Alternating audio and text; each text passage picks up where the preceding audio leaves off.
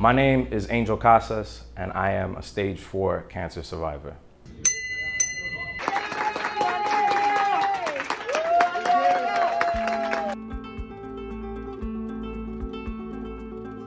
I never thought in a million years, being 28 years old, that I would ever hear that word, especially being a trainer, devoting all of my life to living the healthiest life possible.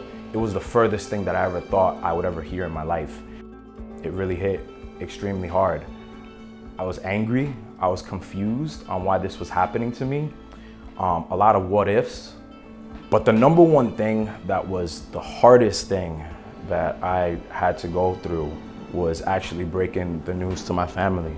We would look at each other and say, when is this gonna end? You know, when are we finally gonna get good news? But it's your faith that keeps you grounded. And this was a guy who did not believe in God. I bowed my head, I got humble, and I asked God to show me the signs of what I needed to do in order to get better. We just couldn't believe that someone like as brolic as him and who just literally ate clean all the time was even diagnosed with something like this. I was like mind blown. I was like, how is this possible? You know, but I'll tell you what, his strength, the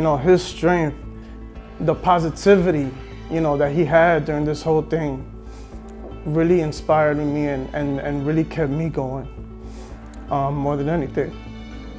And I thank you for that.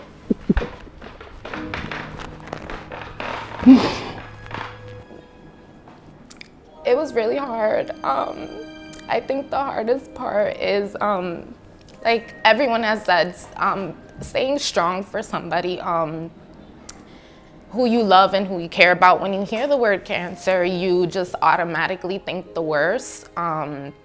There's no positive words or feeling that comes to your mind. And for me, it was just like, it didn't make sense. Like, you're 28 years old, like, how is this even possible? My mentality through this was like, how do you know? How do you know that I got 3 months to live? You're not Nostradamus, you can't predict the future. Even if you told me that I had 3 months to live, I'm still gonna show up, work out, eat healthy, meditate, because you don't dictate how my future is gonna be. I have control over my situation. This has brought us closer than ever. And like at the time, we actually weren't talking.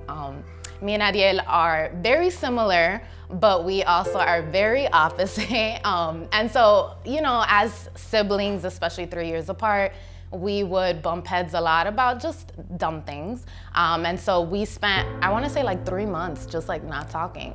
And honestly, like, I don't think that, there could have been a better time for this to happen. Like, as crazy as this sounds, but like, I don't think within each and every one of us, there was the strength needed up until now to take on something this big. And I think that's the only reason why we were able to come together and be so successful like we were.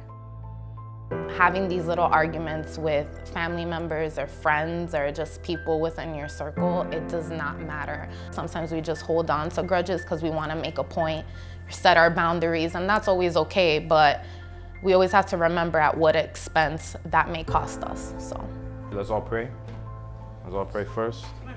All right, dear Heavenly Father.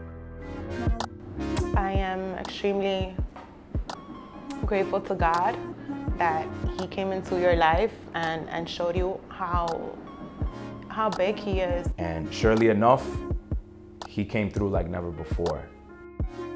If I can defeat the odds, if I can win this battle, not have chemo affect me, still show up every fucking day to go work out and better myself, then I know you can too.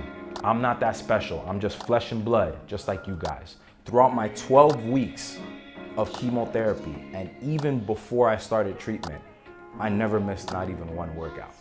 Because you don't know. To the point where some days it was so hard to even go up a flight of stairs, to even do one push-up.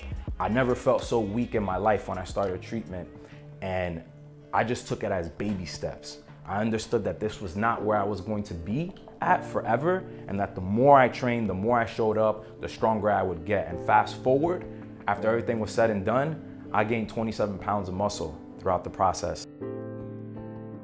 Dear Cancer, the moment has finally come for us to part ways. But before you go, I want to let you know that I am truly thankful for all the lessons you have taught me during our encounter together. When you first appeared in my life, I was confused, angry, sad, and crushed. But as I began to accept you as part of my life, I also began to understand the lessons behind your appearance. My dear Cancer, you have taught me so much in such little time. You taught me to become a more vulnerable and loving human being. You taught me the importance of cherishing life and never taking anything for granted. You taught me how to become a better brother, son, uncle, friend, and leader to my loved ones. You taught me compassion, resilience, wisdom, and the ability to never give up, to always believe in my reality. You taught me how important it is to love myself, flaws and all. But most importantly, you taught me that I am the only person in this world who has the power to heal and recover myself, and that I should never give that power and authority to anyone, ever. So with all this being said, my dear Cancer, I ask that you die now, that you leave peacefully from my body without putting up a fight. I still have so many things to do, so many people to inspire, and so many people to keep loving and taking care of, and I can't do that with you. This is farewell, my dear Cancer, and don't you dare ever think about coming back. So long. And that's a wrap. Cheers. Thank you. Cheers. Cheers. Good health, and everyone that comes out victorious with this treatment. Yes.